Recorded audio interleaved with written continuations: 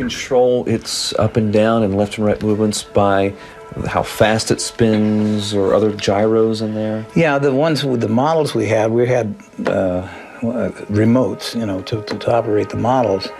But when you get up into the larger craft, it's not necessary because everything then, as Carr was explaining the difference between the brain and the mind, is synergetic. You operate the craft like it was a friend. It's like it was a living thing. So because connect with the craft. Yes, and that's the only way that our particular craft would work. There's a mental interface? Yes. So it's kind of like the thoughts carry out a vibration as well, and you have to go in harmony with the ship. So some sort of morphogenic field was created, perhaps, some sort of almost living field. Yeah, absolutely.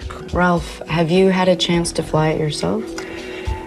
Flying is an antiquated word when it comes to the type of spaceships that we were operating, because they don't conventionally fly. Or levitate. They levitate and they teleport.